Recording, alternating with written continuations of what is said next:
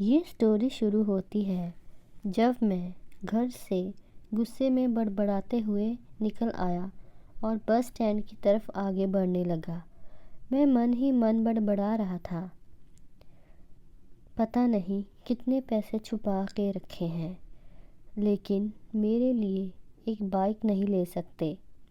अब मैं यहाँ से चला जाऊँगा और तब तक वापस नहीं आऊँगा जब तक मैं अपने खुद के पैसों से बाइक नहीं खरीद लेता।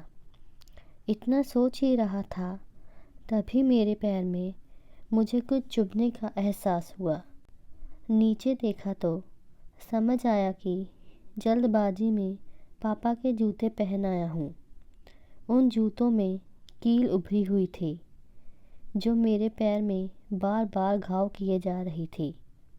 लेकिन उस समय गुस्सा अधिक था, तो मैं बड़बड़ाते हुए आगे बढ़ गया। एकाएक मुझे याद आया कि मैं पापा का पर्स भी साथ ले आया हूँ।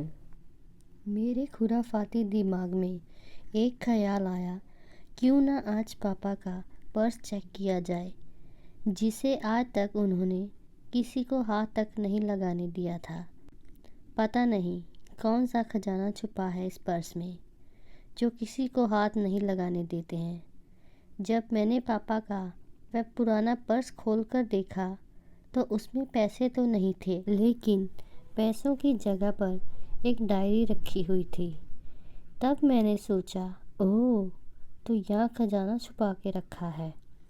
मैं समझ रहा था कि यहाँ पापा ने लिखा होगा कि किससे कितने पैसे लेने हैं और किसको कितने पैसे दिए हैं, लेकिन मैं गलत था।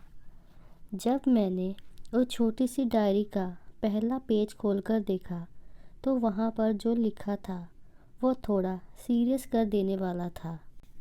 डायरी में जो लिखा था उसे पढ़ने के बाद मेरे चेहरे पर जो एक्सप्रेशन थे वो गायब हो चुके थे, कि डायरी में वैसा कुछ नहीं था जैसा मैं सोच रहा था।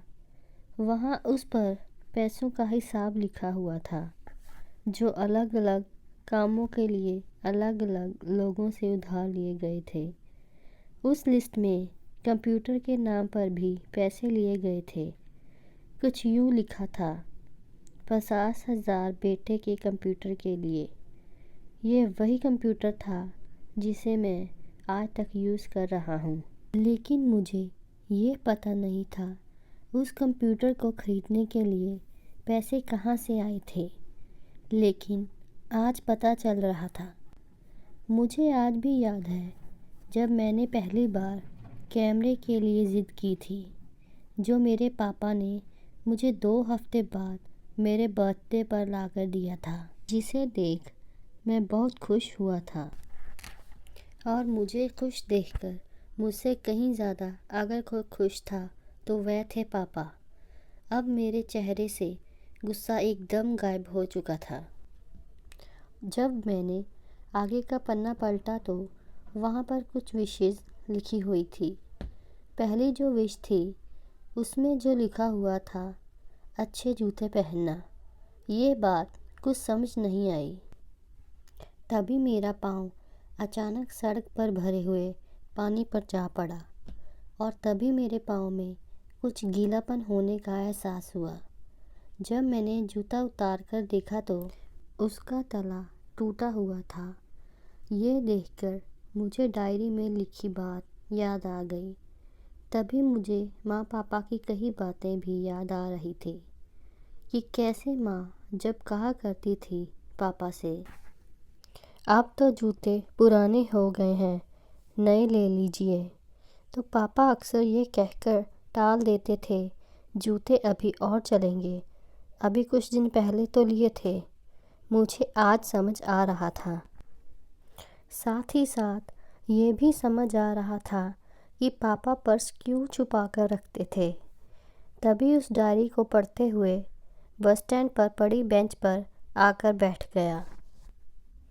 अब उस डायरी का आखिरी पन्ना बचा हुआ था। उस पन्ने को जब मैंने पलट कर देखा तो वहाँ कल की डेट लिखी हुई थी। तारीख के नीचे लिखा हुआ था 50,000 रुपये बाइक के लिए। बस इतना पढ़ा और दिमाग सन्न रह गया। अब मेरे मन में कोई शिकवा गिला नहीं बचा था। बस मेरी आँखों से आंसू चले जा रहे थे। मुझे आज तक नहीं पता तब मैं क्यों रोए जा रहा था। अब मैं जल्दी से घर की तरफ भागा, लेकिन जूतों के वह कील पाँव में अब तक घाव बनाने में कामयाब हो चुकी थी। मैंने जूतों को रास्ते में ही निकाल कर फेंक दिया और भागते लड़खड़ाते हुए घर जा पहुंचा, लेकिन पापा घर पर नहीं थे। मैं समझ गया वह कहाँ थे। मैं सीधा पास वाली बाइक एजेंसी की तरफ भागा। पता नहीं आज कहाँ से इतनी ताकत आ गई थी कि भागते हुए थक नहीं रहा था, और वह भी बिना जूतों के नंगे पैर। जैसे तैसे मैं बाइक एजेंसी पर पहुंचा। पापा वहीं थे। मैंने पापा को दौड़कर गले लगा लिया और मेरी आंखों से आंसू रुकने का नाम नहीं ले रहे थे।